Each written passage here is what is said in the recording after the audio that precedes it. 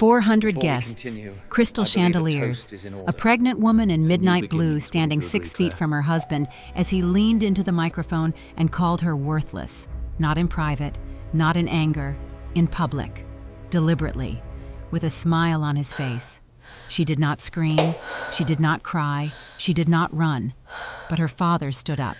And what happened next, nobody in that ballroom ever forgot it.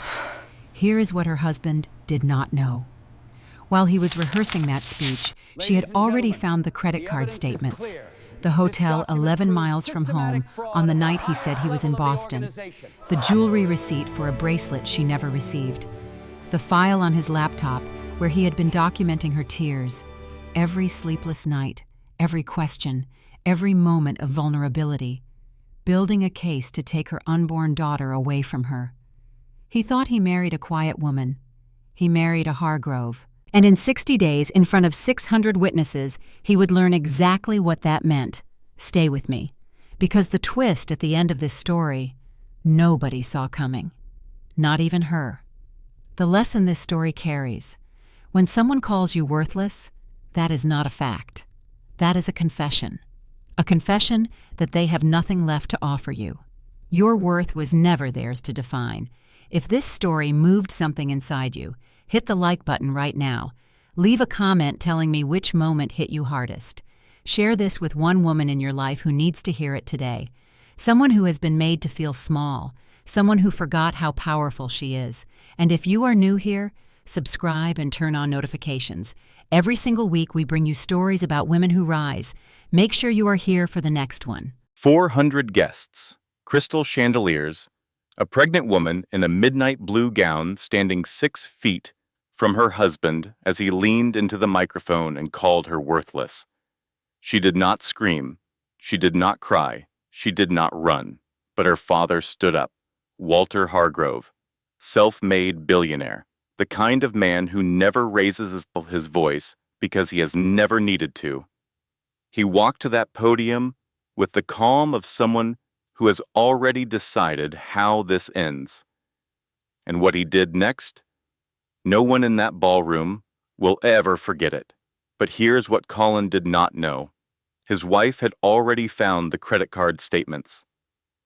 The hotel charges 12 miles from their home.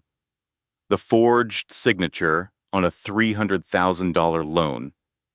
The file on his laptop where he had been documenting her tears to steal custody of their unborn daughter.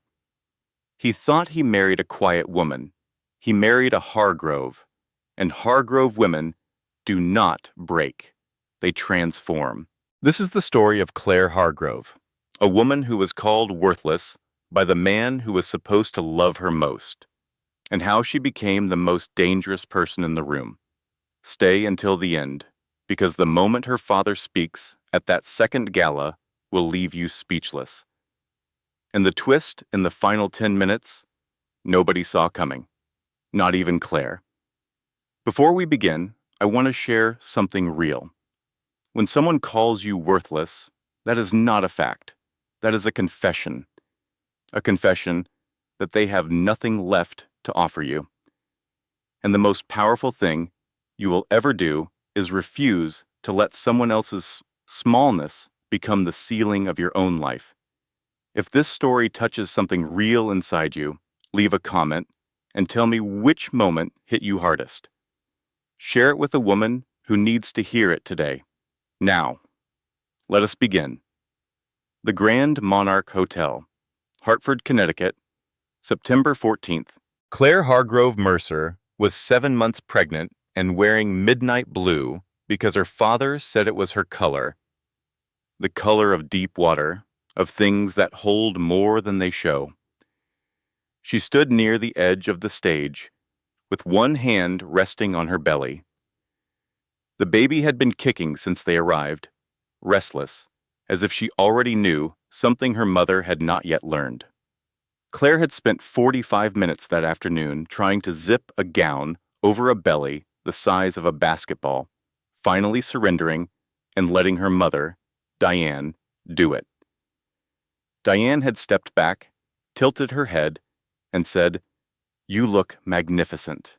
like a ship in full sail. Claire had stared at her. That is genuinely the least romantic thing anyone has ever said to me. Diane had patted her hand. Darling, ships in full sail are the most powerful things on the ocean. Clary had not understood it then. She would.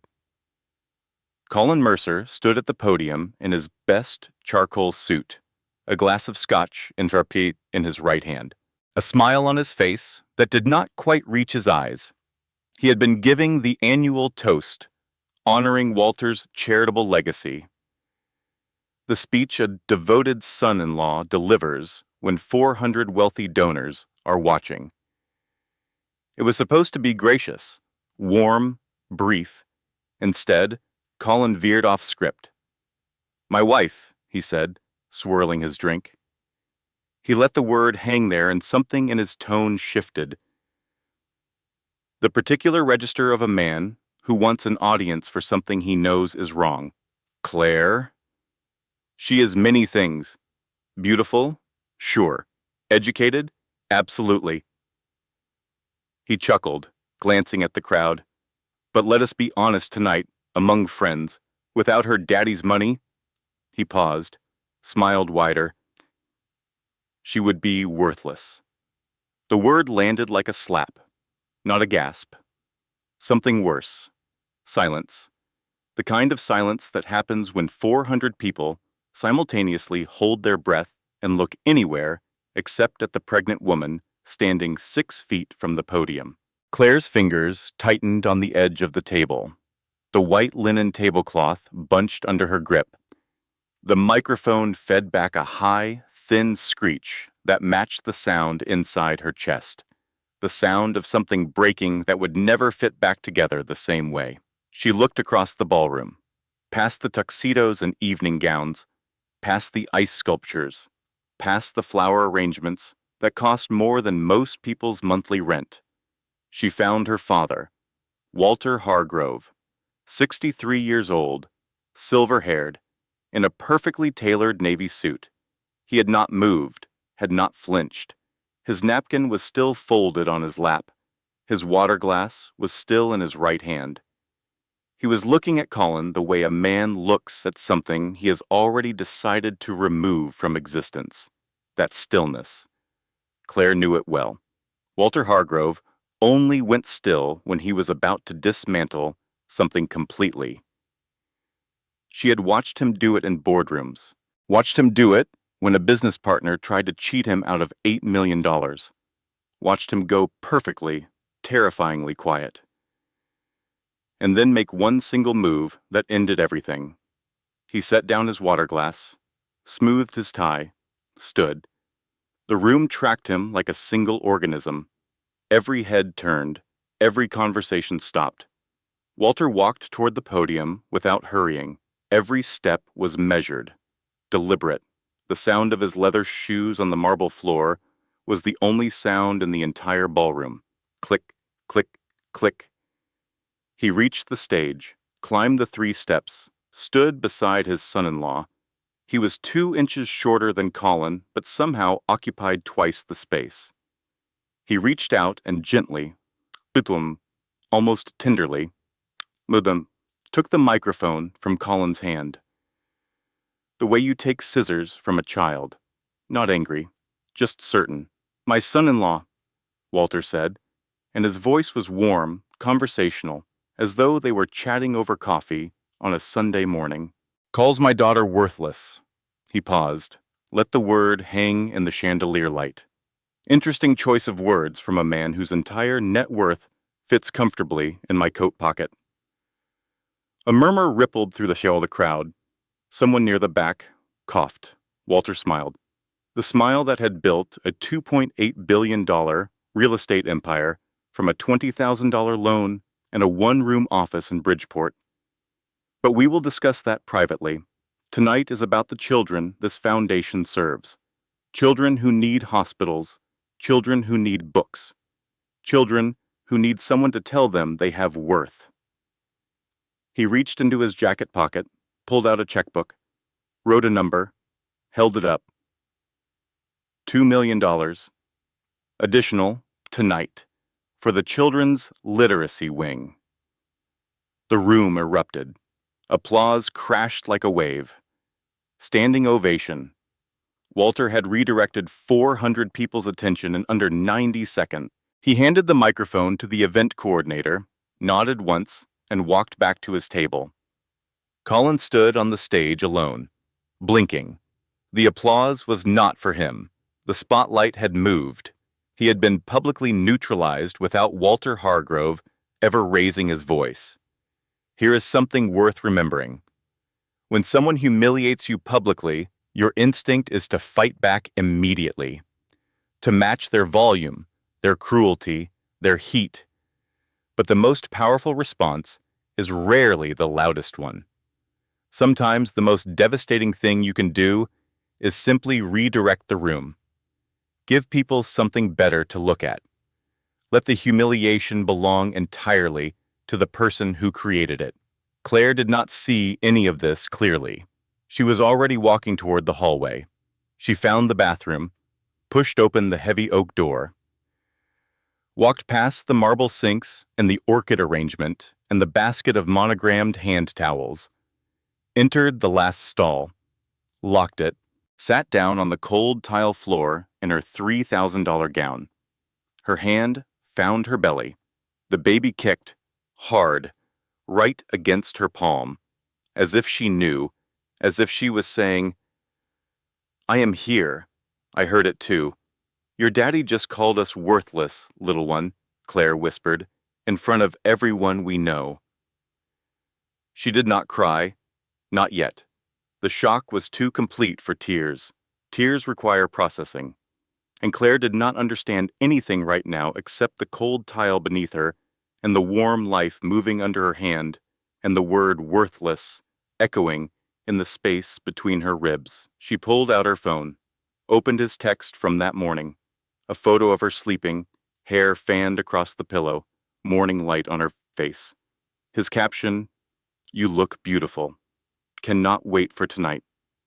She read it 3 times. The baby kicked again. Claire closed her eyes, pressed her back against the stall wall. Breathed. 3 minutes passed, maybe 5. She stood, smoothed her gown, unlocked the stall, washed her hands, because that is what you do. Checked her reflection. Same face, same diamond earrings her mother had clasped on 2 hours ago. Same woman who had walked into this gala, believing her husband loved her. She stepped into the hallway and froze. 20 feet away, near the coat check, Colin, his back to her, his hand on the lower back of a woman Claire had never seen before. Blonde, red dress, young, laughing at something he said. Colin leaned in close, too close, his lips near her ear. They did not see Claire, but Claire saw everything. The hand on the back, the lean, the laugh, the intimacy of the gesture, the kind of touch that does not happen between colleagues, the kind that has history behind it. Repetition, comfort. Claire stepped backward, quietly, into the shadow of the hallway, watched for 3 more seconds. Then she turned and walked away. Her heels made no sound on the carpet. The car ride home was 12 minutes of silence broken only by the soft hiss of tires on wet pavement. It had started raining. Of course it had. The universe has a terrible sense of timing. Colin drove, not drunk enough to slur, just drunk enough to be reckless. Claire sat in the passenger seat with her hands folded over her belly. The windshield wipers beat a rhythm that sounded like the word she could not stop hearing. Worthless, worthless, worthless. "You are quiet," Colin said. Claire stared at the rain streaking her window. Each droplet caught the streetlight and turned gold for a second before sliding away. "It was a joke, Claire," he sighed. The particular sigh of a man who has practiced making his wife feel unreasonable.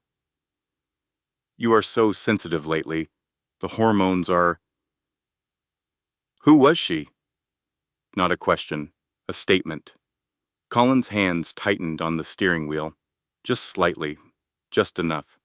Who was who? The blonde. Red dress. Your hand on her back by the coat check. A beat of silence. The wipers swept left. Right left. She is nobody. A colleague from the firm. We were talking about a case. You were whispering in her ear. Claire. He used her full name. He only used her full name when he was about to make her feel crazy. I was talking in a loud hallway at a loud event. That is how people communicate in loud spaces. Can we not do this tonight? You are 7 months pregnant. You should be resting. His phone buzzed in the cup holder between them. The screen lit up. Claire saw the notification before Colin flipped the phone face down. One letter, R. They pulled into the driveway of their brownstone, the house Claire had bought with her trust fund. The house Colin called ours when friends visited, and yours when they argued. He killed the engine, sat for a moment, then reached over and squeezed her hand. I am sorry about the speech. Too much scotch. I will call your dad tomorrow and apologize. Okay. His hand was warm. His eyes were soft. He looked exactly like the man she married. And that was the most terrifying thing. Because the man she married would not have said that word. The man she married would not have touched another woman's back like that. The man she married, she was beginning to understand, had never quite existed. Okay, Claire said. Because that was what she always said. They went inside. Colin disappeared into the guest room. His choice lately, he said he did not want to disturb her sleep. She used to believe that. Claire stood alone in the kitchen. The house pressed its quiet against her ears. She walked to Colin's home office. The door was ajar. She pushed it open. His desk was neat. Always neat. Colin was meticulous. Pins aligned, papers stacked, laptop centered, a man who controlled his environment because he could not control anything else. She tried the top drawer. Unlocked. Pens, sticky notes, a spare phone charger. She tried the second drawer. Locked. Claire went to the hallway closet, found his jacket from tonight. The pocket yielded a small brass key she had never seen before. How long had this drawer been locked? How long had she simply not noticed? Back in the office. Key in the lock. Turn. Click. Inside. Credit card statements. Not the card they shared. A different card. One she had never seen. Claire carried the papers to the kitchen table and spread them under the overhead light. Dinners for two. Restaurants she recognized. The ones Colin told her were client meetings. Fitzgerald's, the Blue Harbor, Café Laurent. Every entry showed 2 covers. Every date was a night he had said he was working late. A receipt from a jewelry store. $4,200. A bracelet. Claire touched her bare wrist. She had never received a bracelet. A hotel charge. The Langham. December 14th. The night Colin said he had flown to Boston for a conference. Claire pulled up the hotel's address on her phone. 11 miles from their house. He had not gone to Boston. He had gone 11 miles and lied about 300. Her knees buckled. She grabbed the edge of the kitchen table, lowered herself into a chair. I am not crazy. I know what I saw tonight, and now I know what I have been missing for months. The baby shifted inside her, a slow roll, left to right, as if turning away from the truth, too. Claire picked up her phone. 1:17 in the morning. She dialed her best friend. Sophie. 1 ring, 2 rings. Click. Claire? Sophie's voice was groggy but alert. Best friends answer at 1 in the morning. That is the unspoken contract that separates best friends from everyone else. I found something, Claire said. She was surprised by how steady her voice was. Credit card statements. A hotel 11 miles from here, on a night he said he was in Boston. Dinners for 2 at every restaurant he called a client meeting. A bracelet I never received. Silence. Not the thinking kind, The guilty kind. Sophie. More silence. Sophie, you are not saying anything. She heard Sophie inhale, a long shaking breath, the kind you take before you confess something that will ruin everything. I did not know for sure, Claire. Sophie's voice cracked. But I saw them together 2 months ago, at Café Laurent, corner table, his hand on hers. I left before they noticed. I wanted to tell you, I have been trying to find the right moment. Claire hung up. She set the phone on the table, face down, precisely in the center, the way Colin placed his laptop. And she sat there in the kitchen of the house she had bought, at the table where she had told Colin she was finally pregnant after 2 years of trying. Wearing the gown she had chosen for a night that was supposed to celebrate her father's legacy. 2 months. Sophie had known for 2 months. 2 betrayals in one night. Her husband, her best friend. Claire looked down at her belly. The baby was quiet now, sleeping, unaware that the architecture of her family was collapsing around her while she dreamed. Claire pressed her palms flat on the table, felt the solid wood grain beneath her fingers. Real. Something she could trust. Okay, she whispered to no one. She did not know what that word meant yet, but she said it anyway, because sometimes okay is not a statement of fact. It is a decision to keep breathing when everything in your body tells you to stop. Morning came the way mornings do when you have not slept. Not gradually, all at once. The kitchen filled with gray light, and Claire was still at the table. The credit card statements spread in front of her. The coffee she had made at 4 a.m. gone cold in its mug, bitter, like everything else. She heard Colin's footsteps on the stairs, the creak of the 3rd step, the shuffle of slippers on hardwood. He appeared in the kitchen doorway in a t-shirt and sweatpants, slightly tousled, hungover but functional. He poured himself coffee without noticing hers was untouched. Morning. I was thinking we could do brunch at the club. Weather is supposed to clear.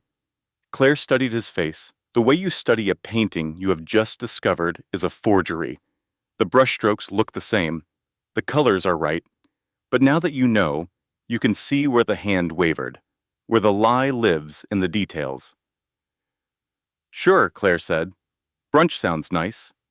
She swept the credit card statements into her purse while he was not looking, smiled when he kissed the top of her head on his way to the shower, watched him go. Then she drove to her parents' estate. The Hargrove property sat on 12 acres in Glastonbury. Stone walls, iron gates, a half-mile driveway lined with oak trees that turned gold in October.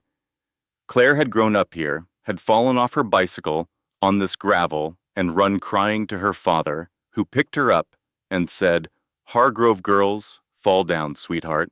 Then they get back up. She found Walter in his study, mahogany desk, floor-to-ceiling bookshelves, the leather chair that had molded to his shape over 30 years. The grandfather clock in the corner, ticking its steady, patient rhythm. Walter looked up when she entered, set down his glasses, said nothing. He already knew why she was there. Claire placed the credit card statements on his desk. Walter put his glasses back on, read each one slowly, methodically, the way he read contracts. When he finished, he folded his glasses, set them on the desk, aligned them with the edge, a habit Claire had inherited from him, the need for order when everything else is chaos. "What do you want to do?" he said. Not what he would do, not what she should do, what she wanted to do. This was how Walter had always raised her, to make her own choices, to own her own decisions. He gave her the tools and the space, and then he waited, even now. Even when every fatherly instinct must have been screaming at him to destroy, Colin Mercer with a single phone call. "I do not know yet," Claire said. "Take your time," Walter said. The grandfather clock ticked. Outside, the gardener's shears clipped the hedges. A safe sound. A normal sound. "He has been cheating on me," she said. "At least 18 months, maybe longer." "I know," Walter said quietly. Claire opened her eyes. "You know? I suspected after the gala last night. I made a phone call this morning. A man who calls his pregnant wife worthless in public has something larger to hide. Cruelty that bold is always covering something." He paused. "I am sorry I was right. That afternoon, while Colin was at the gym, or wherever he actually went when he said he was at the gym, Claire returned home. His phone sat on the kitchen counter, charging face up. It buzzed. A text notification. From RBW. Claire picked up the phone. Colin did not use a passcode. He never had. The confidence of a man who believed he was smarter than everyone around him. The message was still visible on the screen. "Last night was too close. She almost saw us. We need to be more careful. Missing you already." Claire's throat tightened, but her hands did not shake. Something had shifted inside her since the cold bathroom tile the night before. The grief had begun to harden into something else. Not anger, not yet. Something colder, clearer. The beginning of a plan she did not yet have words for. She photographed the text. Then, because the phone was unlocked, she scrolled through his messages with RRW Rachel Webb. She found the full name in his contacts. Junior associate at his firm, 28 years old, the woman in the red dress. Dozens of messages. Hundreds. Going back 14 months. Pet names, plans, promises. She photographed everything. Then she opened his email and found something far worse than an affair. Colin had been corresponding with a divorce attorney named Philip Garrett, specializing in high net worth separations. The emails went back 7 months. Colin was not just cheating, he was planning to leave her, but not before securing his financial claim through the baby. Custody arguments, community property leverage, paternal rights as a vehicle to access Hargrove family trusts. Every email was calculated, strategic, cold, and then, in a folder labeled simply CL, Claire found the file that broke her open completely. A document titled Behavior Log. Dates, incidents, quotes taken grotesquely out of context. October 3rd. Claire became hysterical over a missed dinner reservation. Significant emotional dysregulation. November 17th. Claire crying again. 3rd episode this week. Unstable baseline. January 9th. Claire accused me of lying about work trip. Paranoid ideation. Possible prenatal depression. He had been documenting her emotional responses during pregnancy. Every tear, every question, every sleepless night. Building a case that she was mentally unfit. Manufacturing evidence to take her daughter. And she had been helping him do it. Every argument she had started because something felt wrong, documented. Every night she had wandered the house because she could not sleep, noted. Every time she had asked where he had been and he had called her paranoid, recorded. He was making her look unstable, and she had been handing him the ammunition with both hands. This is the moment in a story like this that I want you to hold on to. When you discover that someone has been systematically undermining you, every instinct says to confront them immediately, to demand answers, to make them see what they have done. But confrontation before preparation gives the advantage back to the person who has been planning against you. The most powerful position is this, knowing everything while they think you know nothing. Patience is not weakness. Patience in moments like these is the only weapon that actually works. Claire set the phone down exactly where she had found it. Same angle, same position, wiped her fingerprints with her sleeve. The shower started upstairs. Colin was home. She had not heard him come in. She sat at the kitchen table, folded her hands, and waited for him to come downstairs so she could smile at him across the dinner she was about to cook. Because the most dangerous thing a woman can do when she discovers the full truth is pretend she has not. The forensic accountant's name was Margaret Holloway, 51 years old, silver-haired, the kind of woman who had spent 3 decades finding money that men had tried to hide and felt no particular emotion about it, just the clean satisfaction of mathematics meeting justice. She sat across from Walter and Claire in the offices of Peterson and Cole on a Tuesday morning, 5 days after the gala. "Your husband has been systematic," Margaret said.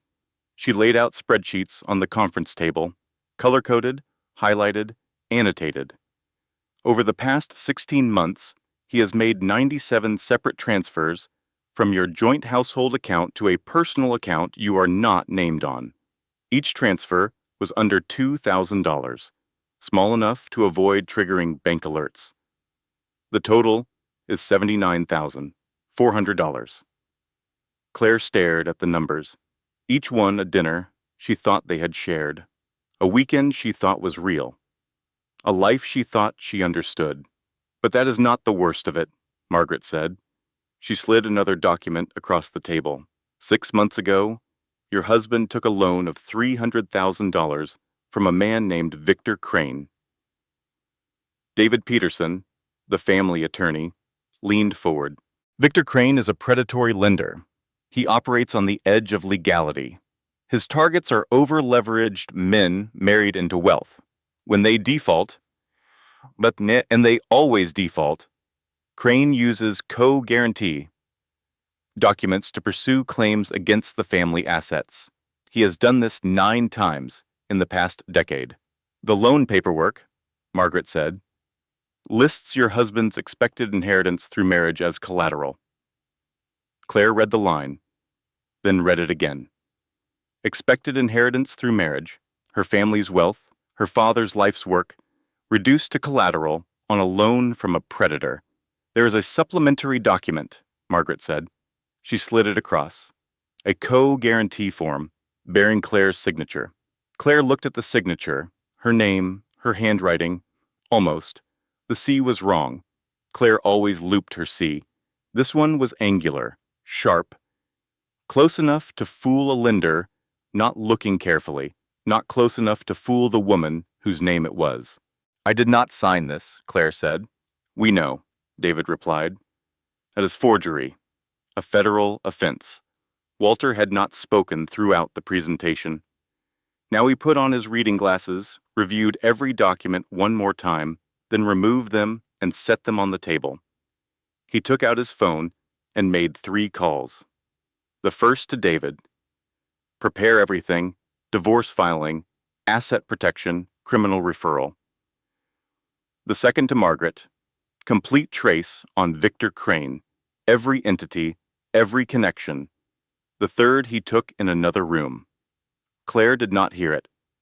When he returned, something in his eyes had sharpened. The look of a man who had identified a problem and already designed the solution. "He made one mistake," Walter said quietly. "He forgot whose daughter you are." Claire spent the next 10 days becoming the wife Colin expected. Warm, compliant, unsuspecting. She cooked his favorite meals, laughed at his jokes, complimented his tie on the way out the door. Each kindness was a brick in a wall he could not see. Each smile was a lock on a door he did not know was closing. Behind the scenes, everything moved with precision. David filed sealed divorce papers. Claire moved her personal assets into a prenatal trust for the baby, co-signed by Walter, supervised by David. The trust was ironclad. Colin would have no claim. The forensic accountant flagged the unauthorized transfers. The criminal complaint moved through the federal prosecutor's office. Forgery, fraud, wire fraud related to the loan documentation. And then, 10 days after the gala, the first piece of unexpected news arrived. David called on a Thursday evening. His voice was careful, measured, the voice of a man delivering something complicated. "Claire, Rachel Webb came to my office this afternoon. Voluntarily, she says she ended the relationship with Colin 3 days ago, and she wants to cooperate." Claire gripped the phone. "Cooperate how?" "She is prepared to provide a full statement. Texts, emails, dates. She says she did not know about the behavior log. When she found out Colin was documenting your emotional responses to build a custody case, that was her line. She has a younger sister who went through a vicious custody battle. She wants to help." Claire sat in silence for a long moment. "Is she credible?" "Her documentation is extensive, combined with what we already have. The forgery, the financial fraud, the behavior log. We have enough to proceed." "Colin is finished, Claire." David paused. "It is over. It is over." Claire set down the phone, walked to the nursery, pale yellow walls, white crib, a mobile of silver stars catching the evening light. She stood in the doorway and let herself feel, for the first time in 2 weeks, something that was not dread. Relief, small, tentative, but real. It is over. My daughter is safe. I am safe. She was wrong. The call came 4 days later. Is 7:30 in the morning. "Claire?" David's voice was different, tight, controlled in the way that means something has gone wrong. "I need you to come to my office." She knew before she arrived.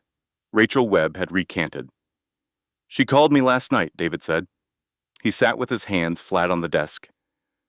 The posture of a man delivering news he cannot cushion. She said her statement was exaggerated, that she felt pressured. She has retained new legal counsel. He slid a document across the desk. "Colin's attorney filed a counter motion this morning. They are arguing that you have been engaged in a coordinated campaign of harassment against your husband, motivated by what they are calling paranoid ideation exacerbated by prenatal hormonal disruption." Claire stared at the phrase. He had taken the behavior log, the weapon he had built against her, and was now using it as a shield. "They are filing for emergency sole custody," David continued, "on the grounds that your mental state poses a risk to the child." The room tilted. With Rachel's recantation, we have lost our strongest corroborating witness, David said. We still have the financial evidence. The forgery referral is moving through federal channels. But the custody motion operates in family court, and family court judges are conservative. We are not defeated, but we are not where we were 4 days ago. Claire drove to her OBGYN appointment in silence. Dr. Ellen Crawford frowned at the blood pressure monitor before she said a single word. 162/99, the nurse read. Dr. Crawford removed the cuff. "Claire, your blood pressure is in a range that places both you and your baby at serious risk. I am putting you on modified bed rest, and I want to see you every 72 hours. She leaned forward. "Whatever is happening in your life, your body is keeping score. Stress hormones cross the placental barrier. Your daughter feels what you feel. I need the source of your stress removed today. Not tomorrow, today. Your body keeps a record that your mind sometimes tries to ignore. When you are in crisis, a betrayal, a legal battle, a financial attack, your nervous system responds as if you are being physically threatened, because in many ways you are. Sustained high stress impacts your immune function, your cardiovascular health, and in pregnancy, your baby's development. This is not weakness, this is biology. And protecting your physical health in a crisis is not a luxury. It is a strategy. That evening, a FedEx package arrived at her parents' house. No return address. Inside, photographs. Colin and Rachel at restaurants. In a car.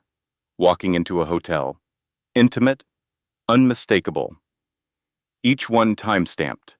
At the bottom of the stack, a typed note on plain white paper. He does not deserve you. Everything you need is here. A friend. Claire spread the photos on her father's kitchen table, turned the note over. Blank. Who had sent this?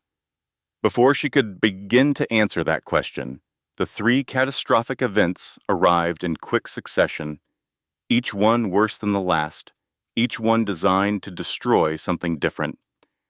Walter received the first call on a Wednesday morning. He came to find Claire at the Foundation's office, where she had been working on literacy program reports.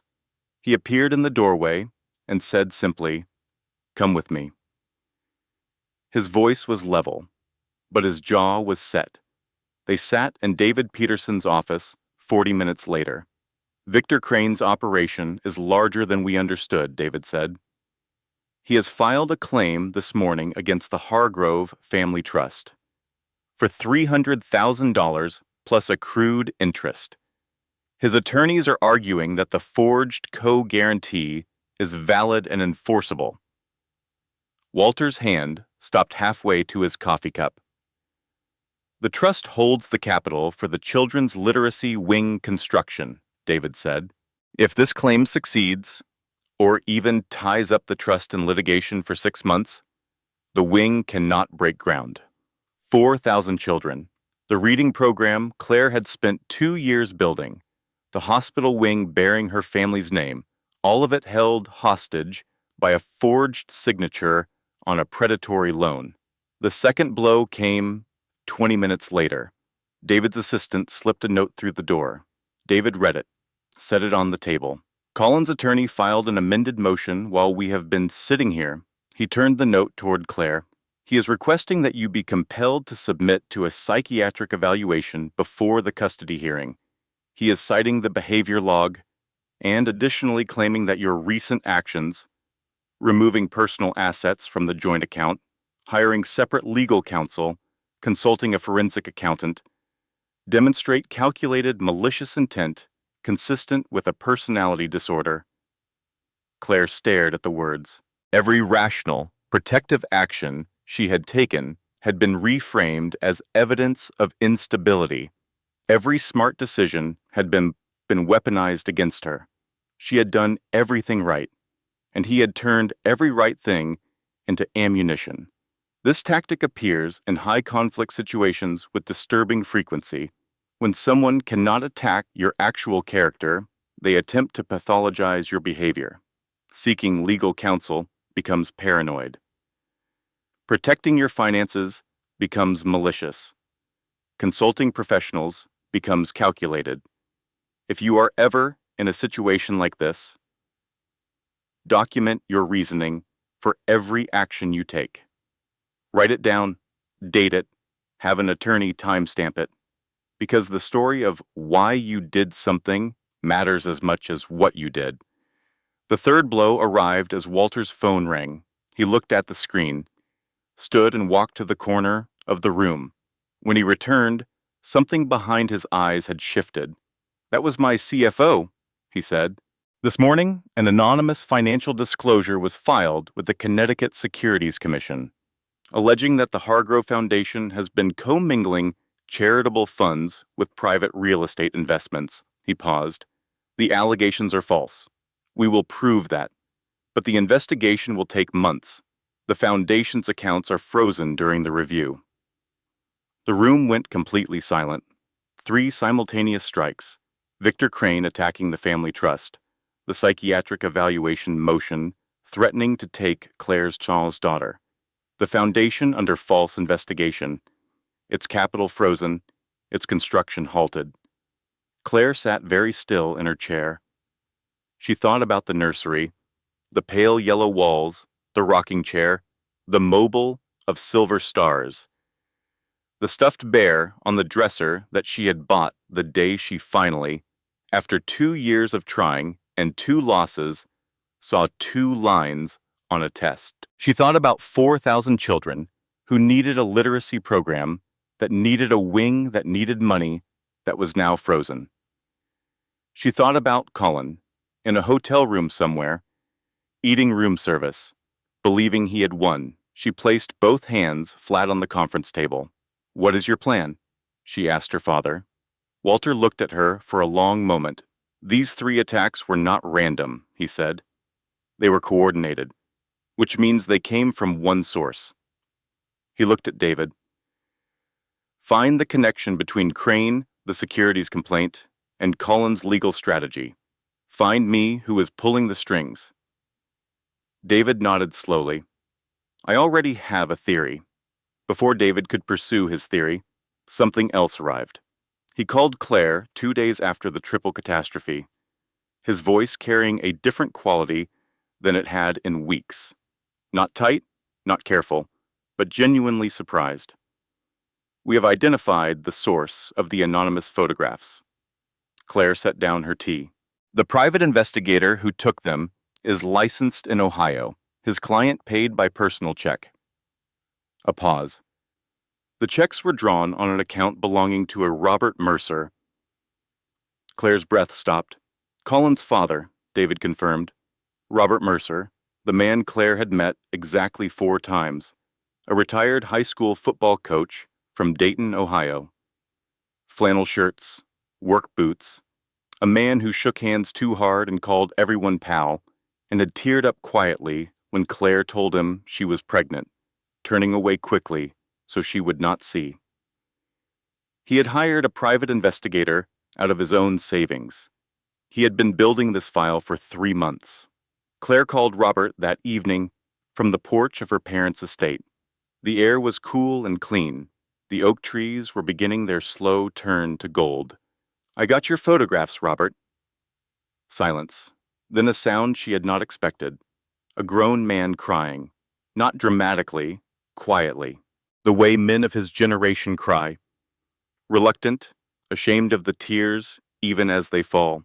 "I raised him better than this," Robert said, his voice unsteady. "Or I thought I did." He told her about the previous spring. Colin had brought Rachel to a family barbecue in Dayton, introduced her as a colleague. "I saw how he looked at her," Robert said. "I recognized it. I had seen it before in men who had forgotten what they had at home. And I knew my son was on the wrong road." He paused, cleared his throat. "His mother left when he was 11. Just packed up one Saturday and was gone. I raised that boy alone. Worked doubles to keep the lights on. Drove him to every practice. Sat in the front row at every game. I thought I had given him everything he needed to be a decent man." His voice cracked. "I was wrong. Or maybe he just chose different." He had used the money he had been saving for a new water heater. The water heater could wait. "If you need me to testify," Robert said, "in court, under oath, against my own son, I will do it. For my grandchild." Claire pressed her palm to her chest. She could feel her own heartbeat. Strong, steady. "You did not have to do this," she said. "Yes, I did," Robert said simply. "Someone had to be the man my son refused to be." After she hung up, Claire sat on the porch for a long time. The sky was the particular shade of deep blue that comes just before full dark. The first stars were appearing. She thought about what it cost a man on a retired coach's pension to hire a private investigator for 3 months. She thought about what it meant that he had done it anyway. Not for Colin, not for the Hargrove name, not for any reward he could expect. Just because a woman carrying his grandchild deserved to know the truth. Just because it was right. Sometimes the people who show up for you are not the ones you expected. Sometimes the most important act of loyalty in your life comes from someone with no obligation to perform it. Pay attention to those people. They are telling you something about what character actually looks like. David Peterson's theory took 6 days to confirm. He came to the Hargrove estate on a Sunday morning and spread the documents across Walter's dining room table while Claire and Walter sat across from him. Morning light fell through the tall windows. Coffee steamed in 3 mugs. The grandfather clock ticked from the hallway. The securities complaint was filed anonymously, David said, but it contained a procedural error, a specific misuse of a regulatory form number. My investigator recognized it. The same error appeared in a complaint filed 3 years ago against a family in Westport. He set a photograph on the table. That earlier complaint was orchestrated by an attorney named Lawrence Pruitt. Neither Claire nor Walter spoke. Lawrence Pruitt has represented Victor Crane in 4 of his previous asset seizure cases. Pruitt and Crane operate as a coordinated system. Pruitt identifies targets. Crane provides the financing. Together, they have pursued claims against 7 Connecticut families in the past 11 years. David paused. 3 cases settled quietly. The other 4 are still in litigation. And Colin, Claire said, Lawrence Pruitt was Colin's original legal mentor. Colin trained at Pruitt's firm before his lateral transfer to Hartford 7 years ago. David looked at her steadily. Your husband did not find Crane. Crane, through Pruitt, found your husband. They identified him as a vehicle, a man with expensive tastes, significant personal debt, and access to Hargrove wealth. They cultivated him over years, offered him the loan, coached his legal strategy, probably facilitated the approach to Rachel as well. Claire absorbed this. Colin did not initiate this, she said slowly. No. But he chose to participate. He chose to forge your signature. He chose to document your behavior. He chose to pursue the custody strategy. Every choice he made freely. David's voice was clear. He is not innocent. But he is also not the architect. Pruitt is, Walter said. Yes. Walter looked at the name on David's report for a long moment. Something moved across his face. Not surprise exactly, but recognition. Lawrence Pruitt, Walter said quietly. He made a business approach to me 12 years ago, a development partnership. I declined. He did not take it well. Walter folded his hands. Apparently, he has a very long memory. Claire looked at her father. What do we do? Walter reached into his jacket pocket and placed something on the table between them, a USB drive. 3 years ago, Walter said, I had a security concern at one of my development sites. I hired a firm to conduct a quiet investigation. In the course of that work, they came across something unrelated to my situation. Financial communications between Pruitt and Crane that documented their methodology. The investigator flagged it for me to hold. He looked at the USB drive. At the time, I did not understand why it might one day be useful. He looked up at Claire. I understand now. David picked up the USB drive, turned it over in his hand. This, combined with everything we already have, the forgery evidence, the forensic accounting, the behavior log, Robert Mercer's photographs, Rachel Webb's reinstated statement, he set the drive down. We do not just have a divorce case. We have a federal prosecution. Walter nodded once. Move everything forward, he said. I want it ready for the foundation gala, 2 weeks from Saturday. Claire looked at her father. You want to do this at the gala? Men like Pruitt, men like Cullen, their power exists only in the shadows. Walter's voice was quiet and final. Drag them into the light, and they have nothing. The morning of the second gala, 3 things happened before 9 o'clock. The federal prosecutor's office called to confirm that Lawrence Pruitt had been taken into custody the previous evening. His offices were under warrant. Victor Crane's operation had been frozen. The false securities complaint against the Hargrove Foundation had been formally withdrawn, and the foundation's accounts were released.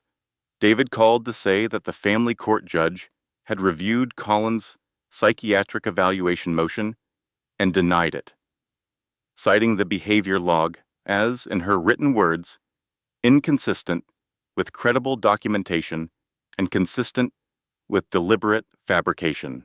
And Rachel Webb, no longer under Pruitt's sphere of influence, resubmitted her original statement in full, notarized and delivered to David's office by hand. Claire stood in her parents' kitchen in a cream-colored gown, empire waist, floor length, elegant, entirely hers, and felt something she had not felt in weeks. She felt safe. Her mother appeared in the doorway, dressed in charcoal silk, carrying a jewelry box. "Sit down," Diane said. "I have something for you." She clasped a diamond necklace around Claire's throat, a cascade of small stones that caught the light like captured starlight. "This was my mother's," Diane said quietly. "She wore it the day she told my father she was done being small for his benefit. The day she decided that her own life was worth living fully." She met Claire's eyes in the hallway mirror. "Prescott women, Hargrove women, do not break, darling. We transform." Claire touched the necklace. Walter appeared in the doorway behind them. He looked at his daughter for a long moment. The cream gown, the diamond necklace, the 7 months pregnant woman who had spent the last 3 weeks being systematically dismantled and had somehow come out of it standing straighter than when she went in. "Ready?" he said. "Yes," Claire said. She was right, that it would be a wonderful night.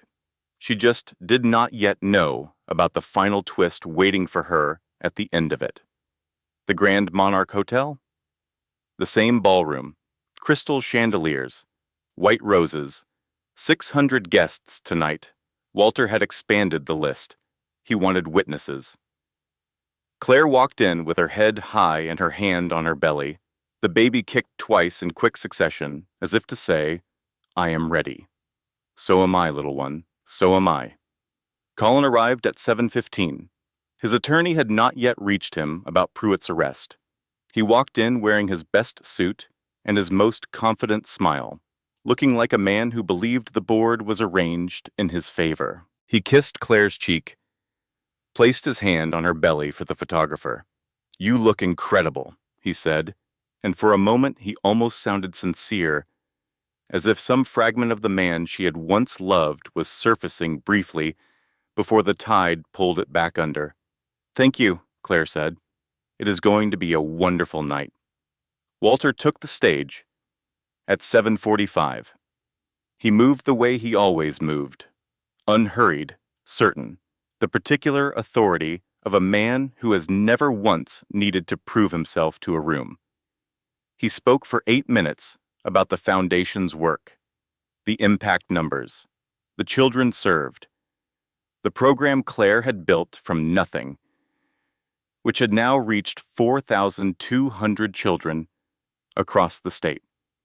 Then he set down his notes, removed his reading glasses. 600 people leaned forward. "Before we continue," Walter said, "I would like to share something personal." Silence. Complete and attentive. 4 weeks ago, and this very event, in this very room, my son-in-law stood at this podium and called my daughter worthless. The word landed the same way it had the first time. Heavy. Sharp. Wrong. I want to tell you tonight what worthless actually looks like. He pressed a button. The projection screen behind him lit up. "Worthless," Walter said, "is forging your pregnant wife's signature on a $300,000 loan from a predatory lender." The forged co-guarantee filled the screen, Charlotte's name in that wrong, angular C, the handwriting expert's annotations in red. Colin stood up. His chair scraped the marble floor. "Now wait," Walter continued without pausing. Worthless is siphoning $79,000 from your joint household account while your wife carries your child. The spreadsheet, 97 transfers, dates, amounts. Worthless is fabricating a psychiatric narrative about your pregnant wife's emotional responses, documenting her tears, her fears, her sleepless nights, to manufacture a custody case against her. The behavior log appeared, Colin's own words, his own clinical observations of a woman he had made cry, and then written it down as evidence. The room had gone completely silent. And Worthless, Walter said, his voice dropping lower, quieter, more devastating for its very softness, is being recruited by a criminal enterprise to defraud your wife's family, and being too greedy and too small to realize you were never the predator in this story. You were the instrument. He paused. Lawrence Pruitt was arrested last night on federal charges of wire fraud, extortion, and conspiracy. His associate, Victor Crane, faces the same charges. Your name, Colin, appears throughout Pruitt's files as a cooperating participant. Walter straightened to his full height.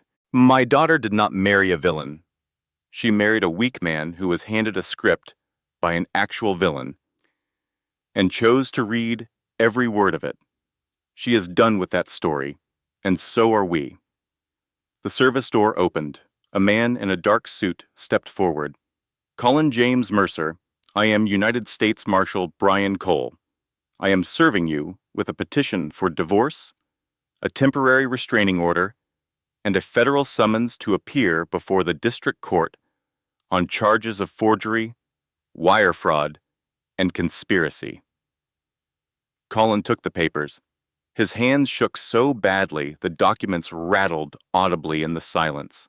Then, from somewhere near the back of the room, a single person began to clap. Then another. And another. By the time Colin was escorted through the service exit, the applause was thunderous. Claire later learned that the first person to applaud was a 71-year-old retired family court judge named Margaret Calloway, who had been divorced twice and told anyone who would listen that she had attended hundreds of charity galas, and this was the first one that had ever given her genuine satisfaction. 1 week later, October. The oak trees on the Hargrove estate had turned fully gold. Colin was gone, not metaphorically, but physically, legally, completely.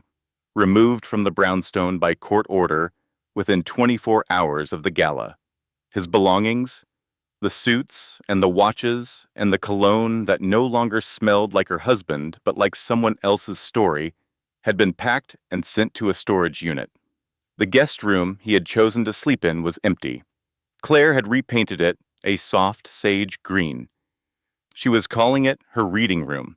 It had good morning light. He was staying at an extended stay hotel off the highway. Rachel Webb had transferred to a branch office in another state within 48 hours of the gala. It turned out that Mrs. Aldridge by Christmas had a very different timeline when Mrs. Aldridge did not come with family billions attached.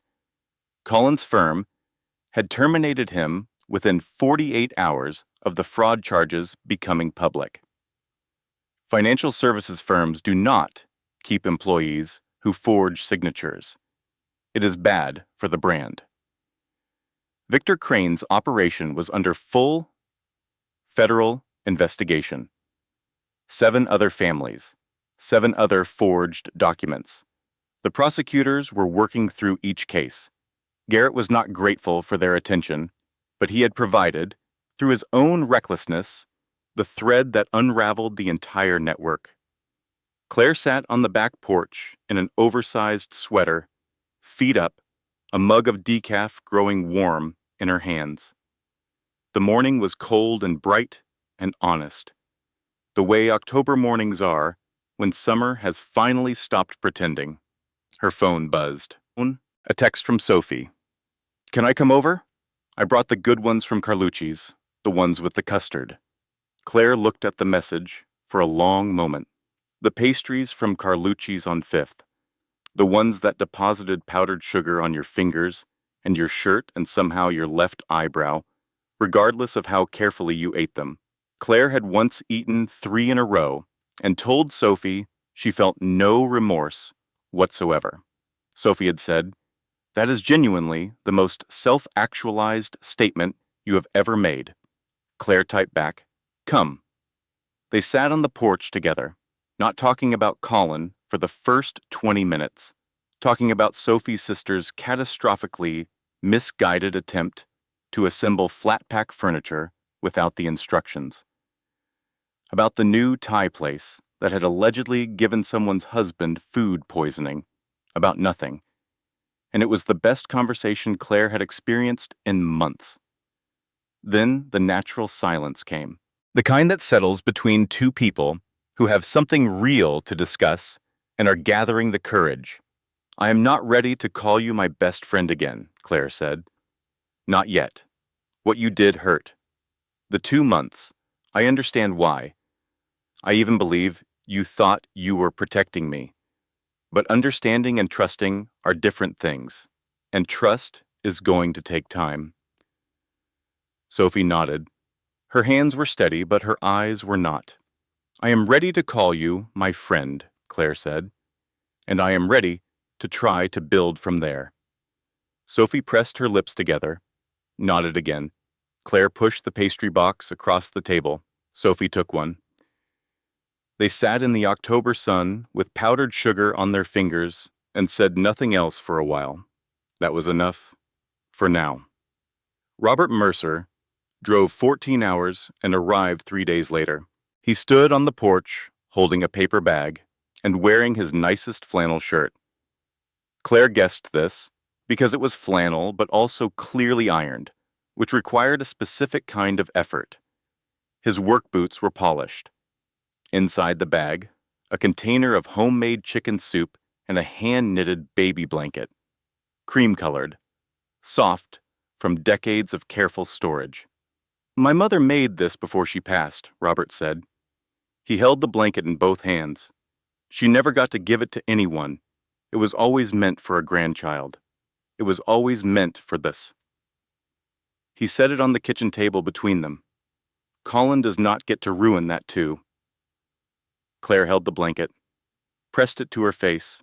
It smelled like cedar and wool and a woman she would never meet, but somehow, through this blanket, already knew a little. "You drove 14 hours, she said. 14 and a half. There was construction outside of Scranton." Robert sat down across from her. "I also want you to know, I have spoken to David Peterson. I will testify, whatever is needed, under oath, against my own son, for my grandchild." His voice was steady. Some things matter more than blood. Claire reached across the table and put her hand over his. His knuckles were rough from 40 years of work. His eyes were kind. "Thank you, Robert," she said, "for everything." He shook his head. "You do not thank family for doing what is right." 2 months after the gala, David Peterson called. "Claire, I have something to tell you." A pause. The particular pause of a man choosing his words with surgical care. "The USB drive your father provided to the federal prosecutor. The evidence against Lawrence Pruitt. The prosecutor's office has reviewed its origins thoroughly, and they need to speak with you." Claire arrived at David's office the following morning. The federal prosecutor, a woman named Janet Forsyth, sat across from her, composed, professional, carrying something in her expression that Claire could not quite read. "Ms. Hargrove," Forsyth said, "the evidence on that USB drive was obtained 3 years ago by a private security firm your father hired. The chain of custody is clean. The evidence is fully admissible." She folded her hands on the table. "What we want you to understand is the complete picture." She placed a photograph on the table. Claire looked at it. Her father, Walter Hargrove, standing outside a restaurant, Café Laurent. 3 years ago, in conversation with a man Claire did not recognize. "That man," Forsyth said, "is Lawrence Pruitt." Claire looked up. "Your father met with Pruitt 3 years ago," Forsyth continued. "At the time, Pruitt presented what appeared to be a legitimate business proposition. Your father declined, but the meeting made him suspicious. Something about Pruitt's methodology, the way he spoke about other families, about leveraging relationships, about accessing wealth through proximity, raised a concern your father could not ignore." She set another document on the table. "Your father hired the security firm immediately after that meeting, not because he had evidence of wrongdoing, but because he sensed something was wrong and wanted to be prepared. In the course of their investigation, they obtained the communications between Pruitt and Crane that are now central to the federal prosecution." Forsyth looked at Claire steadily. "Your father has known about Pruitt's operation for 3 years. He did not know Pruitt would target his family through Colin, but when it happened—" She paused. "He was ready. The USB drive has been in his possession since the investigation concluded. He has been waiting for the moment it would be needed." Claire sat very still. "He never told me," she said. "No," Forsyth said. "I asked him about that specifically. He said—" She glanced at her notes. "My daughter needed to fight her own battle. I just needed to make sure the cavalry was already in position." Claire drove to her parents' estate. She walked through the kitchen, past the front hallway, to her father's study. The door was open. Walter sat at his mahogany desk, reading in the leather chair that had held his shape for 30 years. The grandfather clock in the corner ticked its steady, patient rhythm. Afternoon light fell through the tall windows and painted long gold rectangles across the floor. He looked up when she entered, set down his glasses, said nothing. She sat in the leather chair across from his desk, the one she had been sitting in since she was 5 years old. Her feet used to dangle. Now they touched the floor, but the feeling was the same. Safety. The smell of old books. The sound of that clock. They looked at each other. "You knew," she said. "I knew Pruitt was dangerous," Walter said. "I knew his methodology. I did not know he had already recruited Colin when I sat across from him in that restaurant 3 years ago. I did not know he had identified your marriage as his entry point." He paused. "When it became clear what was happening, I understood what I was looking at, and I was grateful, if that is the right word, that I had been paying attention." "You were ready," Claire said. "I try to be," he said, "for the things I can see coming." He was quiet for a moment. "The things I cannot see coming. The cruelty of the Gala, the behavior log, the way he made you doubt yourself. Those were yours to survive. And you survived them. More than survived." He looked at her. "You won. We won," Claire said. Walter shook his head slightly. "I provided the foundation and the cavalry. You fought the actual battle." He leaned forward. "There is a difference, Claire, and you need to know which one you are." The grandfather clock ticked between them. "She has your eyes," Walter said. "Your daughter." "I was looking at the ultrasound photo your mother pinned to the refrigerator." Claire smiled. "She is not here yet." "No, but she is almost ready." He folded his hands. "When she arrives, she needs to know what her mother is made of. Not the story of the Gala, not the legal victory, not any of the dramatic details. Just the simple fact, when everything was designed to break her, her mother refused to break." Claire looked at her father, at his steady eyes, his folded hands, the clock behind him that he had moved to her nursery, and then apparently moved back, the clock that had counted the seconds of her whole life, the clock that had ticked through her childhood, and her mistakes and her losses, and this. "I have a question," she said. Ask. The clock. You had it moved to the nursery, and now it is back here. Walter glanced at it. The smallest smile crossed his face. I had a second clock made. Your nursery clock is a duplicate. Same maker, same movement, same sound. He looked back at her. I wanted your daughter to grow up with that sound, the same sound you grew up with. He paused. Every Hargrove needs a clock. Reminds you that the worst hours end, that time passes, that the best ones are always coming. Claire sat with that for a moment. Then, because she was 31 years old and 7 months pregnant, and had just survived 3 weeks of coordinated destruction and emerged standing, she started to cry. Not the shocked, airless tears of the Gala bathroom. Real tears. The kind that means something is finally over. The kind that happen when the body finally believes what the mind has been trying to accept. Walter did not move from his chair, did not reach across the desk, did not say anything. He just waited, the way he had always waited, with that particular patience of a man who understood that some things cannot be rushed and should not be. After a moment, Claire wiped her eyes, straightened in the chair. I need to write her a letter, Claire said. I know, Walter said. Before she gets here, while I still remember what this felt like. Write it tonight, he said. While it is fresh, she will want to know someday, not the facts, not the legal details. She will want to know how you felt when you were sitting on that bathroom floor, and how you felt when you decided to get up. Claire nodded. She stood, smoothed her gown, touched the diamond necklace at her throat. Dad? Walter looked at her. Thank you. Not for the cavalry. She held his gaze. For teaching me to be the kind of person who could fight the battle herself. Walter was quiet for a moment. You did that, he said finally. I just paid attention.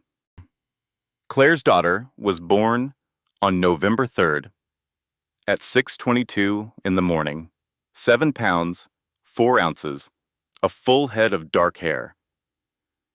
The loudest cry Dr. Crawford had heard from a newborn in 20 years of practice.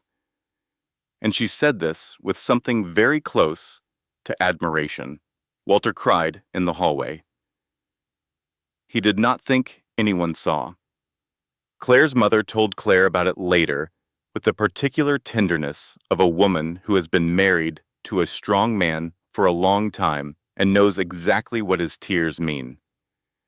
Diane held Claire's hand through the whole labor and said, at the peak of a particularly forceful contraction, "You are doing magnificently, you absolute ship in full sail." Claire laughed so hard that Dr. Crawford had to ask the room to please maintain a professional atmosphere. Robert Mercer arrived 4 hours after the birth, still in his road clothes, carrying a thermal bag from a diner off the highway. Inside, 2 containers of chicken soup, one for Claire, or one for Diane, who he had decided deserved it on principle. He stood at the edge of the hospital room and looked at the baby in the crib, small, dark-haired, already frowning slightly at the overhead light, as if she had opinions about the ambiance. She looks like a Hargrove, he said. She is a Hargrove, Claire said. Robert nodded slowly. He set the cream-colored baby blanket in the crib, tucking it around her with the careful hands of a man who had coached young people his whole life and understood that gentleness is not the opposite of strength. Welcome to the family, little one, he said quietly. Jane, that night, after the visitors had gone and the room was quiet and the baby slept in her crib with the cream blanket around her, Claire took out a sheet of paper and a pen from her bag. Not her phone, not a tablet. Paper and pen, because some things need to be written by hand, in ink, so they cannot be deleted. The pen scratched against the paper. The hospital room hummed softly. Moonlight came through the window, Dear little one, she wrote. Her handwriting was steady, clear. By the time you read this, you will know the story. Some version of it, anyway. The version I tell you will leave out the worst parts and keep the best ones. That is not dishonesty. That is motherhood. Choosing which truths to share and which ones to carry alone until you are old enough to hold them. Here is what I want you to know right now, before you are old enough to understand any of the rest. Your mother was called worthless by the man who was supposed to love her most. In a room full of people, in front of chandeliers and champagne and everyone she knew. And instead of believing him, she became the most valuable person in her own story.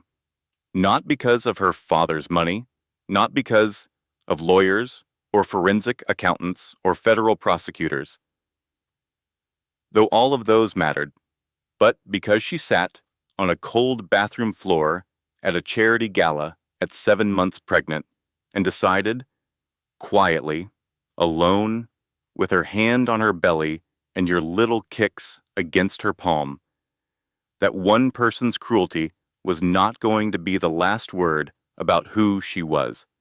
That decision, that single, unremarkable, life-altering decision, that is the inheritance I am leaving you. Not the trust fund, not the foundation, not the Hargrove name. The decision. You come from women who transform. Your grandmother, who clasped a diamond necklace around my throat the night I needed it most and told me I was a ship in full sail. Your great-grandmother, who wore that same necklace the day she chose her own life over someone else's comfort. And you come from a good man who is not your grandfather by blood, a retired football coach from Ohio, who drove 14 hours and spent his savings and offered to testify against his own son. Because some people understand that doing the right thing is not optional. Remember him.